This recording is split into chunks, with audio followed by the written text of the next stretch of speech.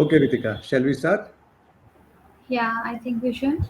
So, hello everyone. My name is Ritika Prasad, and I welcome all of you to our session Finding and Closing Deals Through Fundamental Stock Analysis. I request all the participants as you join our session, please introduce yourself by mentioning your name and your location in the chat window.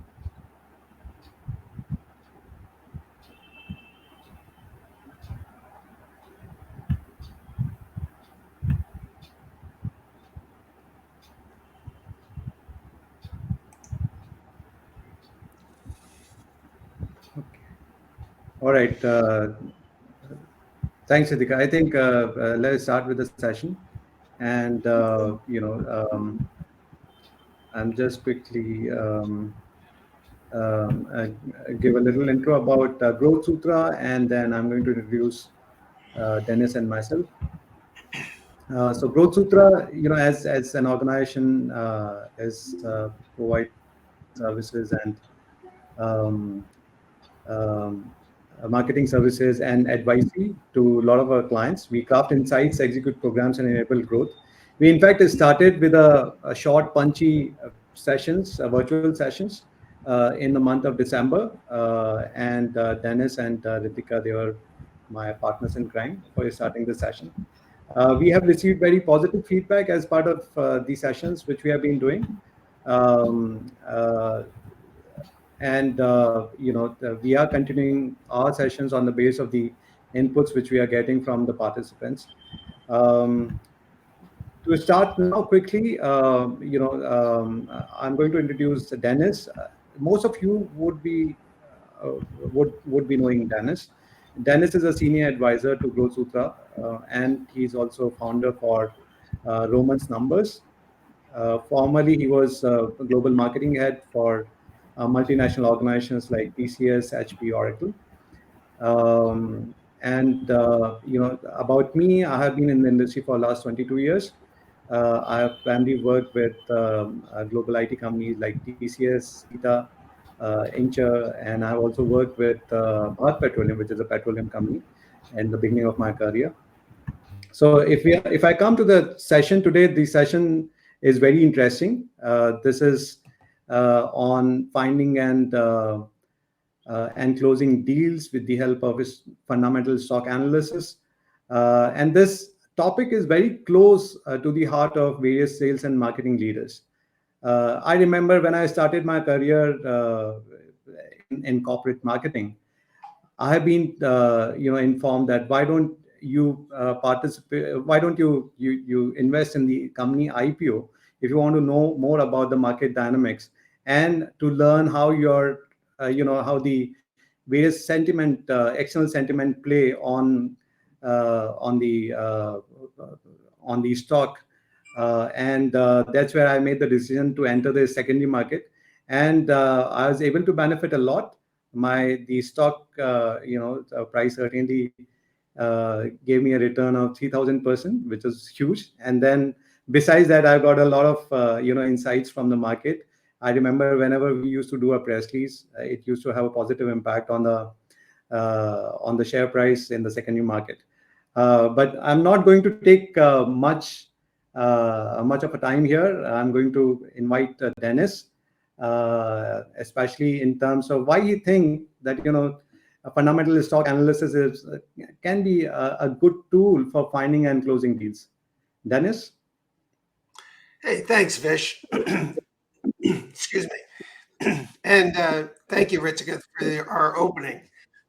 That's an interesting setup for the beginning of our webinar today, Vish. My avocation is actually analyzing stock and, of course, buying and selling stock in the market.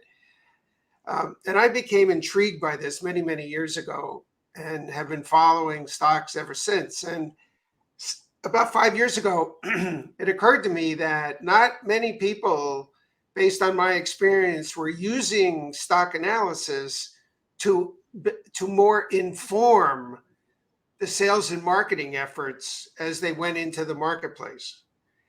I'm not saying it's never done.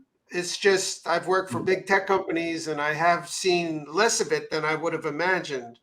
And I started to realize that probably a lot of companies could either get started on this road or even refresh the way that they're doing things now. So I've seen dramatic inputs really affect finding opportunities and certainly the messaging and emphasis that should be placed on responses to proposals that could help in winning opportunities. So I just love this subject, and I'm honored to have our audience with us today who apparently must share some of the same interest.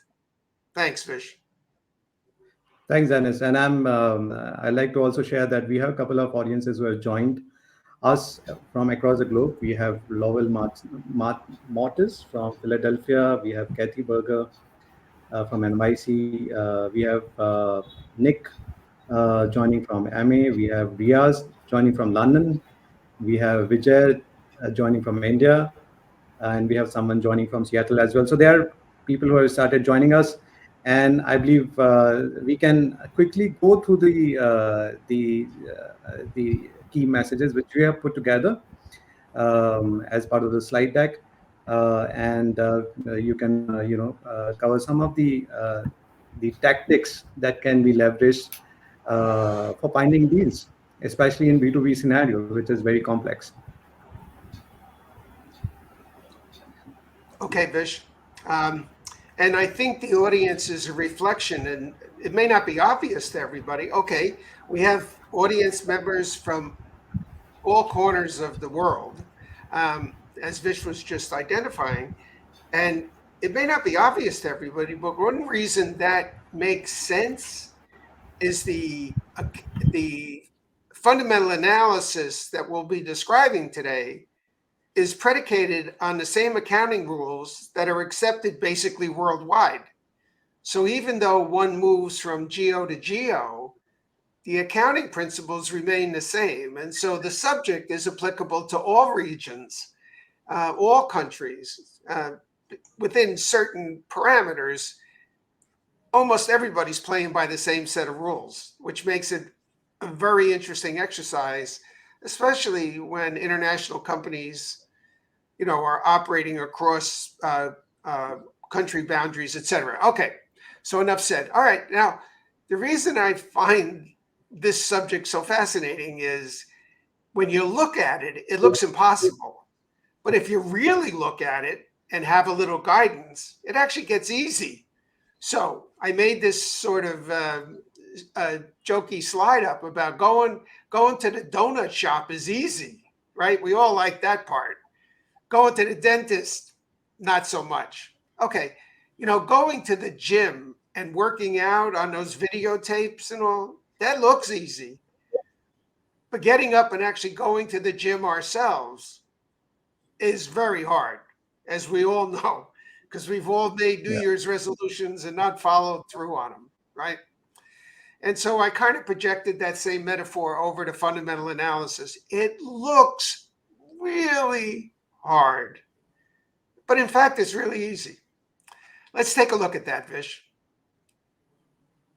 Okay. Now it's a broad subject, but one could, you could eat an elephant one bite at a time, right? So it's broken down into two broad categories. And you could read the slide here, but basically you got numbers and graphs, etc. And you got text, opinions that people have written, projection statements that the CEO has made. All right, so there's quantitative and qualitative analysis. So right off the bat, we can bifurcate the subject, and I'll show you a little bit of each. Keep going. We have a question, I think, for the audience. Go ahead. That's a interesting question which we have, especially for audience to respond, and we request all of you to respond A, B, C, D in the chat window, considering the fact that you can only provide your responses there. But it will be good to understand, how regularly, if at all, are you using fundamental stock analysis to find new opportunities? So the four options which are there is 0%, sounds great, but not started as yet. B, occasionally when I have time. C, regularly as impacts are clear. D, makes a ton of difference to productivity. So I'll again reiterate, please share your responses on the comment section.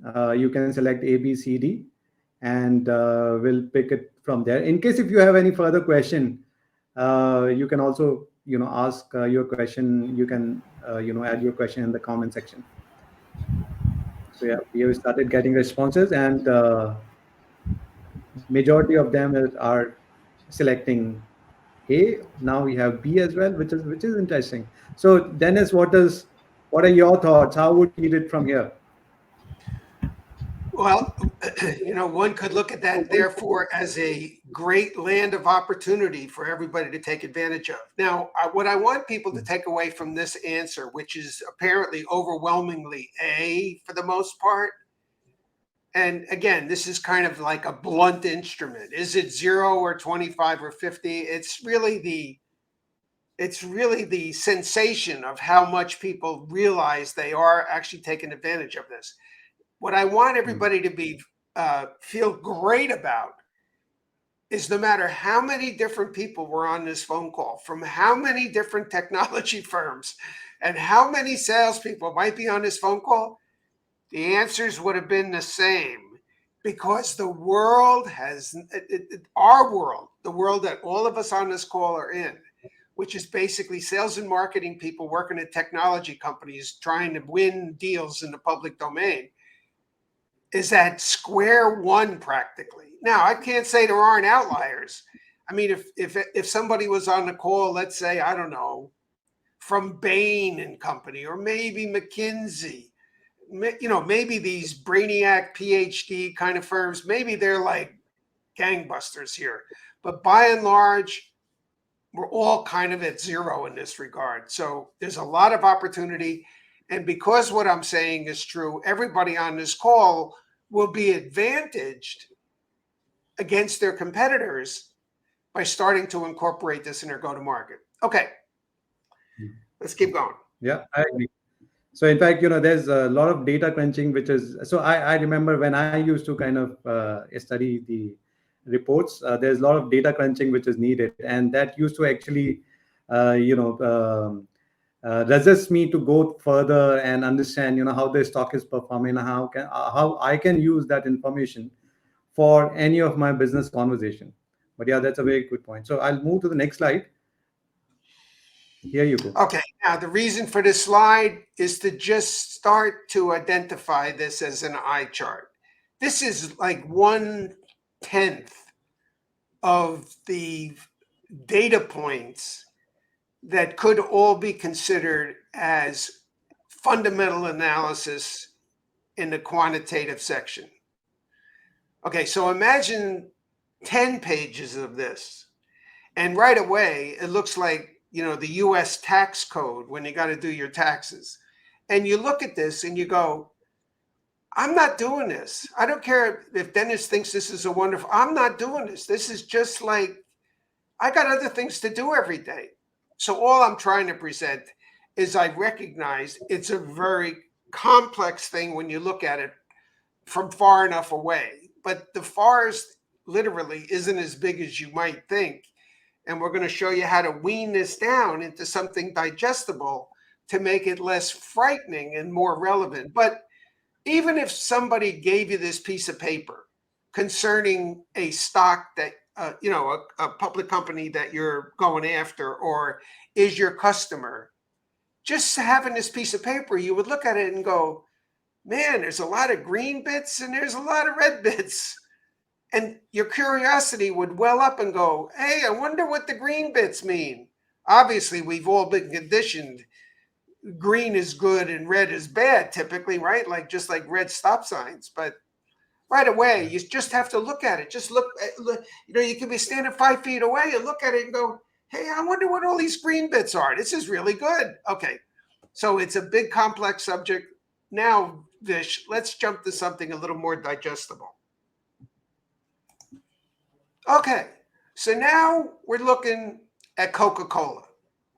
So we went from that other chart a moment ago down to a very finite set of data points on a particular stock that we could all relate to. That doesn't mean everybody on this call might understand what return on assets on a trailing 12-month basis. I'm not saying you're all going to know what all these terms mean right off the bat.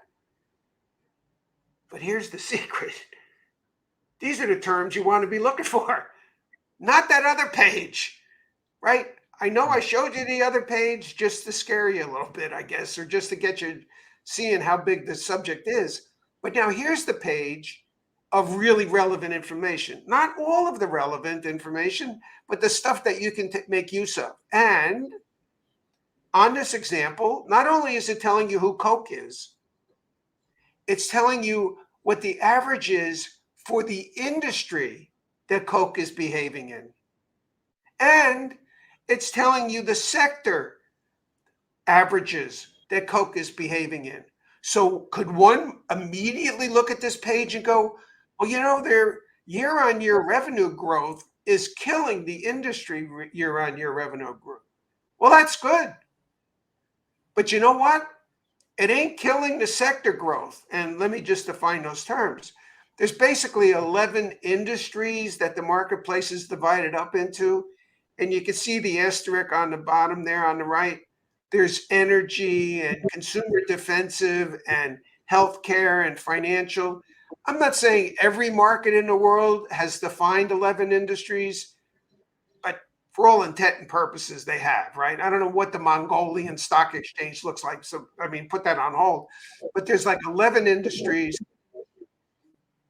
And there's so many sectors, and the sector numbers vary by industry. But in the Coca-Cola case, there are 13 firms that Coke is competing against. Let's see what those look like, Fish. Okay. So I would also like to remind all the participants, just in case if they have any questions, they can add their questions in the comment section and we'll be happy to answer them. Okay, I'm moving to the next slide. And the other point which I want to also highlight is, these charts are all from the US secondary market and from the Wall Street. Yeah, Dennis. Okay, so now we have another eye chart, but what this one is giving you is Coke, which is the fourth item on the shade, but it's giving you all 13 companies that are in this segment. So here's Coke competing against Monster, which is whatever, number 8. Okay, and then those funky numbers I showed you a minute ago that were important, they're spread across the top. Now, you might say to me, Dennis, I ain't got time to build this thing. Well, Dennis would say to you, if you guys are interested in my 2-hour virtual workshop, I'll teach you all this stuff. I will teach you. There is a button out there in the public domain, and you could push that button and that would appear. You don't have to build anything. You don't have to know anything. You push the button and you can get that chart for Coke, Chevron, Tesla, any public company. Just push a button and you would see this. And you would go, wow, if I don't have to do any work, this could be real helpful, because if I'm calling on the consumer defense industry, which remarkably is where Coke is, it's consumer defense it's in the consumer defense segment, which is ironic. It doesn't have anything to do with defense, like guys making airplanes. It has to do with the fact that the marketplace does not suffer in recessions like other ones do. But it's interesting that beverages are in consumer defensive, whereas, there's another industry about consumer, I forgot what it's called, but, it's like consumer elective, which really suffers. So it's funny, like Coke is really important to a lot of people. Okay. So there's a slide. You push a button and this would show up. Now, again, red's good. And I mean, green is good, red's bad, right? So now you see a chart that's actually showing you. Go back once. I'm sorry, Vish. I wasn't quite done with that one. So you just look at this and you go, oh, Monster is killing Coke in this area. How could you use that information? Well, if you're calling on Coke, you could go over and show them this chart and you go, you know, Monster is killing you over here. Now, are you telling them something they don't know? Probably not. But the fact that it's you saying it, you know, not an equity analyst, you're a tech guy, and they're going to look at you with remarkable respect. They're going, no other tech vendor ever said that to me. Anyway, you can see the myriad ways you could put this information to good use. Okay, Vish. Okay. I think that, you know, while we see so much of data here, I think the colors would sometimes, you know, divert and would let you, you have a bias towards green, you know, the text which is in green. And I think it's also important to not ignore red, you know, data, because that's where you can also get a lot of crucial information which can be of help. Okay, moving to the next slide, which is, how does qualitative look like? All right, so now we've jumped the shark and we've covered very briefly, we've covered quantitative and now just on the qualitative side. This is a cheat sheet. You want to know what qualitative analysis is? The qualitative part of fundamental analysis. Here's the 5 key things you want to worry about. Period. Now, you could you know, you could study Coke till the cows come home. But if you don't know these 5 answers, then you're operating at a disadvantage, meaning you could be advantaged by knowing these pieces of information, which are all in the public domain. Again, if you know where to look, knowing these 5 pieces of information will advantage you, will inform your messaging if you're in marketing, will inform your vocabulary when you're talking to people at the client side or the prospect side, as long as you know this information. And I caution you, you should know this information about the company you're calling on and your own company. Because when you say to somebody something about this, be ready for the question like, well, how does your company stack up on this category? And if you don't know that, you'll look less well informed than you should. Okay, so this is what qualitative looks like. And it goes on for a very long time. Again, it's part of my curriculum when I'm doing the 2-hour workshops for using Wall Street concepts to reach the C-suite and the managing directors of profit centers. Okay, that's good, Vish. Let's do this. Now we got an exercise for you. Go ahead. Yeah, there's a question for the participant. Okay. I like this question. How often do you actually show your prospects that you pick them out for pursuit based on their fundamentals? So there are 4 options. A, as it would raise too many questions or might offend or viewed as not relevant. B, as it helps me distinguish my firm from my competitors. C, prospects are flattered that I know so much about them regularly as impacts are clear. D, proven and most positive differentiator. So I would request all the participants, you know, if you have your response ready, you can add your response in the comment section so that we can see it.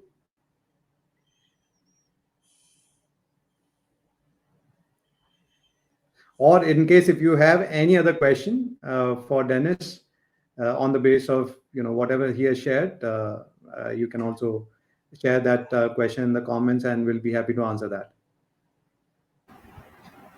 Okay, we have started getting responses. So we have got C, which is 70%, which is very high. Okay. Again, C. So Dennis, considering the fact that, you know, I'm at the moment, I'm seeing C and D, which are coming mostly. What is your suggestion and reading here? So I'm a big advocate of knowing a lot about the institution I'm calling upon. And I'm even a bigger advocate of actually sharing with them what I know about them when I'm in communication with them. If I turn the lens around, if we look through the other end of the telescope, the number one reason people cite on LinkedIn for being offended by people contacting them on LinkedIn is the fact that the people trying to reach them on LinkedIn are ill. They just don't know who they're calling on, right? They either don't know the company or the profit center or the individual, Mary Jones at Wells Fargo.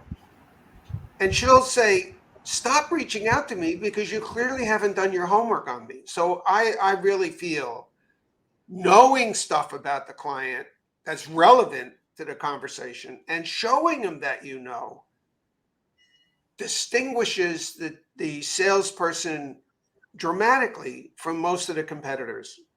Because even if they know stuff about the company, they're all right. Let me. Nobody has to answer this, but if you know the company's sales, or if you know the company's costs are out of control, how emphatic are you prepared to say that? They know their costs are out of control, but how emphatic, how much voice would you put to that if you actually had a conversation? Anyway, let's go to this. Yeah, just to add, there's an interesting comment which Lowell has shared in the comment section, which is he mentioned I use the matrix in a challenger fashion and in a consultative fashion, which I believe adjusts to what you were talking about, and I think that's it also, if you have more information with you, especially on your prospects, you can certainly use that information for consultative selling, which could which is actually quite prevalent in B2B domain. So that's great. Thank you, Lowell. Lowell's probably one of those guys that's rich and famous because he actually knows what he's talking about here, and I applaud him for that. Now, let me just put one other variation in here. If it's the mortgage department whose costs are out of control, and you're talking to the lending department and you start making that statement, you're going to look like an idiot if the lending department's costs are not out of control. So just because you might know costs are out of control, make sure you're making that statement to the right person, or else they're going to go, well, good for you to know that, but you're talking to the wrong guy if you're going to make the point that you're about to make. So more precision is required. Thank you, Lowell. Okay, let's go. Okay, now, this is not a trick question. This is not a trick question. I just want you to look at these 3 slides and enter into the text which one of these 3 would you like to be calling on? Yeah, you can have 1, 2, and 3. So if you have any responses, you can share as 1, 2, or 3, which is you don't have to know anything about these slides. And again, It's not a trick question. I'm not trying to trick you into something. Is there anything about these slides? Yeah, my preference would be image 1, because that's where I see growth. Anyone else weighing in on which image they want to go after as a company?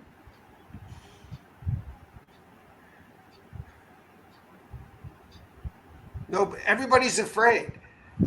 This question isn't hard. There is something the mind likes, and your mind likes it too. Apparently, Vish's mind likes it. Which does the mind like the most, even if you don't know what any of it means? Okay, so anything going up, generally the mind's going to be happy with. Anything going up even remotely symmetrically, the mind's going to be happy with. So 1 is the closest to that answer. Both 2 and 3, 2 went up until we hit this year, and then 2 of the lines are going down. And 3 is like all over the place, right? It's jumping around, it's jumping around, it's jumping around.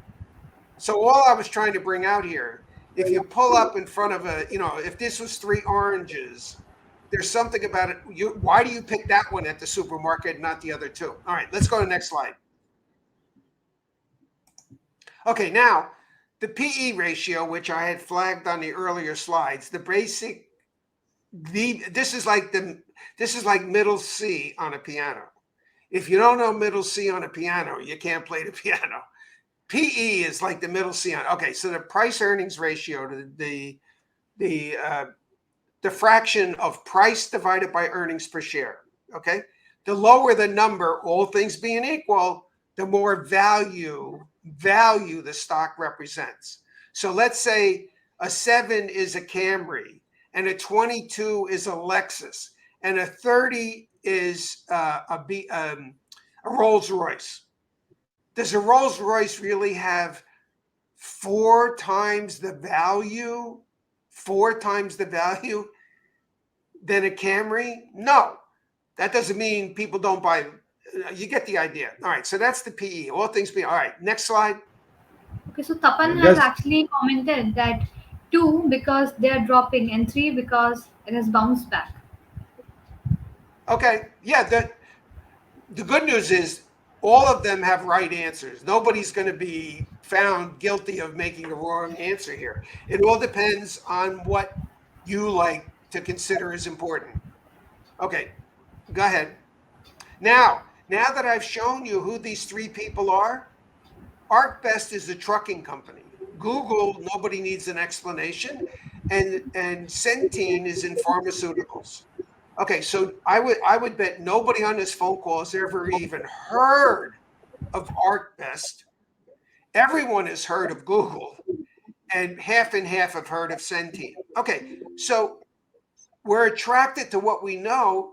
And what's next, Fish? The next slide. And here's what ArcBest did over the last 6 months. Here's what Google did, and here's what Centene did. So while we may all want to rush towards Google, the message here is probably ArcBest is a much better thing to have been pursuing. And again, this is not supposed to be a definitive class on fundamental analysis, but you can see how we can be influenced so easily. When you say Google, everybody pays attention. When you say ArcBest, nobody cares. No one cares. And yet that's the place where, look, ArcBest is Fat City. You want a company to call on? You may want to call on ArcBest. And I mean, it all depends on what you're selling in the marketplace. Okay, Vish, what do we got next? All right, we have another question for the participants. And that looks like it's from Aesop Fable. When it comes to your own style of pursuit, are you more like the tortoise or the hare in Aesop's Fable? And the options are: A, hare, I want to start fast and get there before my competitors. B, tortoise, it's hard to hold back, but I know my front-end research can really have an impact. C, ostrich, typically we stand back till marketing shows up with potential leads. And D, goldfish, I know the bright shiny parts of my solution will eventually carry the day. So that's quite an interesting question, and I would request all the participants to share their responses. They can choose A, B, C, or D. And my response would be ostrich. That's what I've seen most of the times. Typically, we stand back till marketing shows up with potential leads. Mine too. And I'm trying to change that paradigm by making sales the driving force to the sales funnel, by informing their go-to-market choices for what logos to go after by using fundamental analysis. Very simply, you can use fundamental analysis to find out what companies have a lot of money to spend. That's got nothing to do with sales or revenue. What companies have a lot of money to spend, and what companies have so much money to spend that the equity analysts and Main Street are punishing the company for not spending the money So if you had a choice to go after companies, why not go after the ones that are under pressure to spend money? That doesn't mean you're going to win a deal. Okay, you get the idea. Yeah. Okay, Vish. We have got few response. Yeah, because C is the definitely. Yeah, C is definitely where. Yes, that's where it's usually at. yeah, In no, my there's experience another at the response tech which is companies I've worked for. there's another response which is tortoise B, because the tortoise won the race in the fable. Yeah, there's So I no think wrong that's answer. yeah, there's no wrong one. Okay, we are coming to the Okay. next slide. It's on porridge sales. That's quite interesting. And there are three variations: too hot, too cold, and just right. Okay. All right, Vish, we're going to. Here's the thing: you could be equally successful with companies that are in terrific shape, and you could be equally successful with ones that are really struggling. And in my opinion, this is especially true if you specialize your go-to-market teams, sales and marketing, to be experts in one or the other. Let's have a team who just goes after really troubled companies, because really troubled companies are really hungry to solve their problems. And let's have a different set of people going after the really healthy companies, because they're not as willing to make, they're not as eager to make change, but they're worth it in the long run because their management team is really buttoned up and know what they're doing. And it may well be the case that the companies under duress are the better targets in the short term, and the higher performing companies are worth a much longer courtship.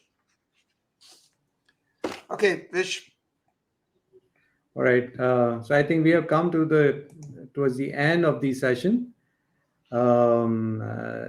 If there are any questions from the participants, we'll address the questions. So you can add your question in the comments box, and we'll address that.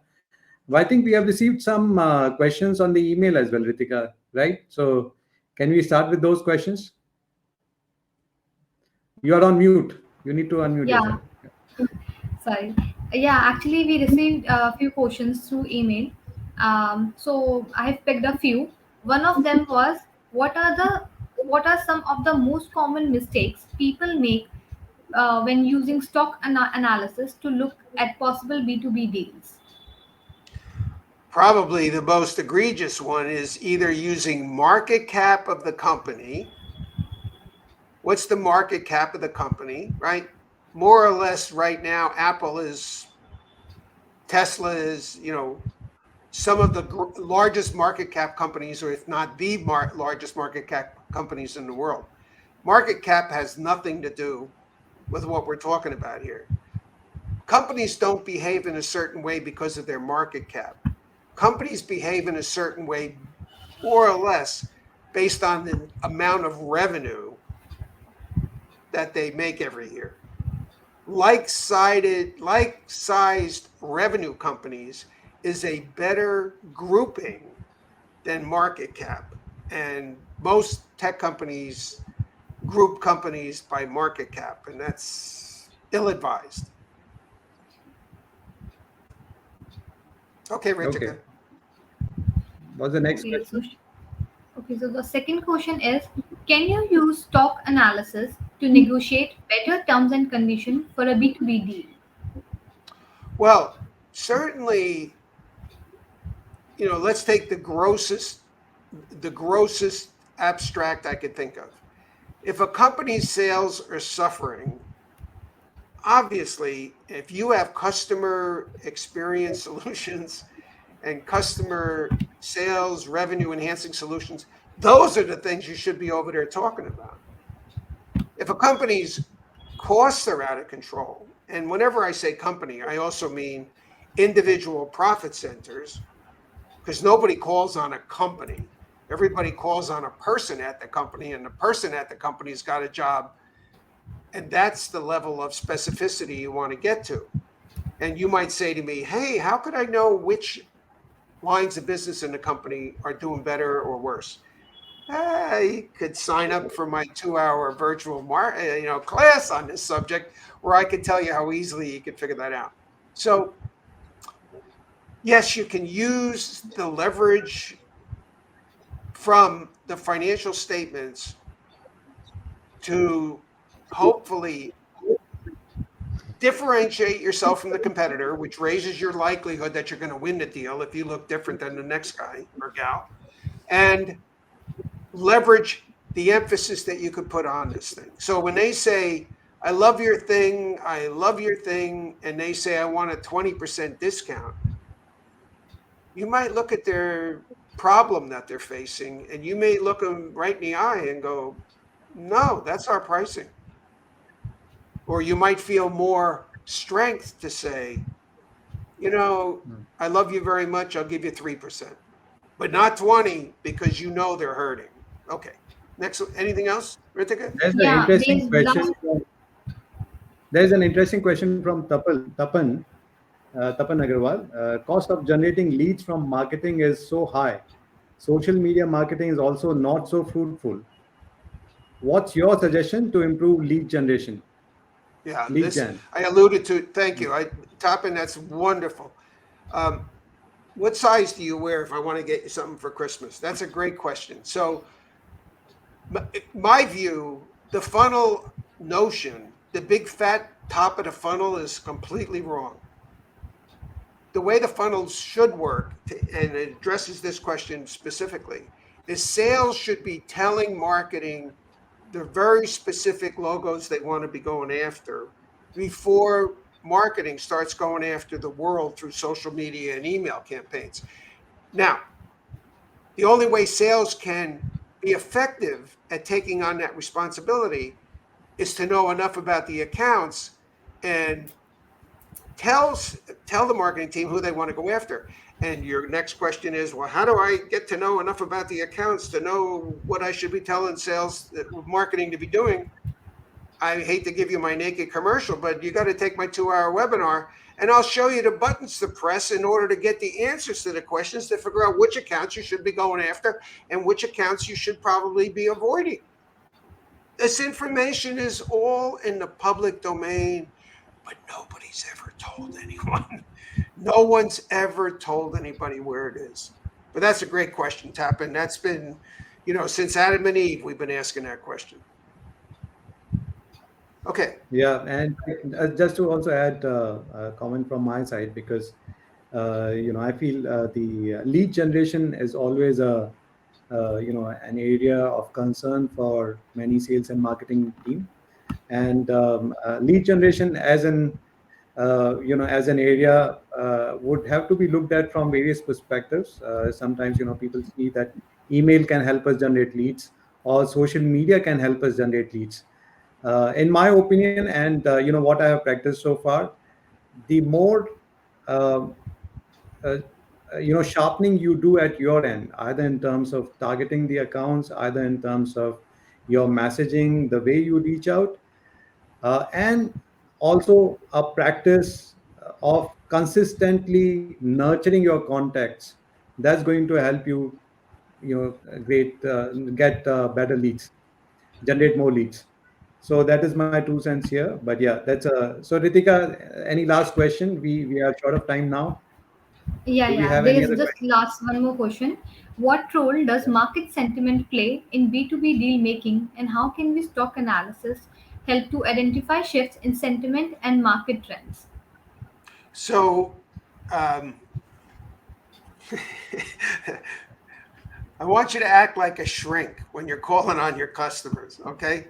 They may start freaking out because of market sentiment, but market sentiment has nothing to do with the performance of the company. Market sentiment only, and only has to do what the stock price is going to be. And that is not. So, how do you affect market sentiment? That's a legitimate question. And how you affect market sentiment is either increase their sales and or lower their cost. Both of those things increase the earnings per share. And earnings per share is the only thing that investors care about, all things being equal. Earnings per share. If you can have an effect on the bottom line, that stock price is going to go up. Not because that, I mean, we have hurricanes in Florida which kill the orange trees, and then we don't have any orange juice. Okay, so failing that, you can use your strength of your fundamental analysis to really inform your decisions when you're having these conversations. That was a very good question. Okay, Vish. Okay, all right. So we are now already 10 past 10, and we are going to close the session. So before we close the session, if there are any questions which the participants have, they can share their questions, either uh, on LinkedIn, or they can reach out to our email. There's an email ID of Dennis, which is dennis@romansnumbers.com, and my email ID is vishwendra@growthsutras.com. So feel free to reach out to us if you have any further questions. What I would like to also share is, we are going to have another session, which is in the month of March on 23rd. And this session is going to be on shape, sharpen, and shift, go to market for recession. I think recession is something which everyone is experiencing, and there's a shift which we are seeing in the market. And we'd like to, through this topic, we'd like to address some of uh, the concerns, the solutions which sales and marketing leaders and founders of small and mid-sized companies can leverage, and use those as a practice as part of their day-to-day activity. Dennis, do you have anything to add here as part of this session? Because this is again something which you shared with us. So only that recession is coming. It's unavoidable. Our sovereign nations have thrown so much money at the marketplace, unearned money, right? All of us on this call earn our daily bread, and we spend our money. That is earned money. When the government does it, it is unearned. They just print the printing press and start shoving the money into the marketplace. That is always inflationary, and the whole world is suffering with it right now. So recession is on its way. Recession is already here by any definition that the stock market uses, which is a drop of 20%. So and even I and Vish in our businesses have heard this. Customers want discounts. Customer wants discounts, big discounts, in order to buy products and services. We've seen this ourselves. That wasn't the conversation a year and a half ago. They always wanted discounts, but now it's getting broader and deeper because they're all feeling the pinch. And if one just looks, on LinkedIn Navigator, which I do every day, it reads like the obituaries in the newspaper. This company laid off 2,000 people. This company laid off 3,000. So, I mean, this is a harbinger. And what does it mean for sales and marketing teams? Remember, every sales and marketing team in the world for any tech company is going through that same experience. How do you differentiate? How do you inform your go-to-market to be a different kind of animal so that you can be better at it? Take the 2-hour Romans workshop, and you will be far more powerful in this regard than probably you are today. All right, Vish, that's it for the next time. I'm looking forward to this class, as a matter of fact. Me as well. In fact, Ritika, could you share the link of the event in the comments box so that people can confirm their participation to this event and block their calendar? But we look forward to meeting you again on 23rd of March, and we will be discussing shape, sharpen, and shift go-to-market for this session. If you have any questions, do also share your questions with us so that we will be we'll add your responses to your questions as part of this session. But thank you so much for joining this session and making it more interactive. Thank you, Dennis, for the insightful session, and thanks, Ritika, for managing the logistics. Thank you, and we'll connect again. Thank you so much, all.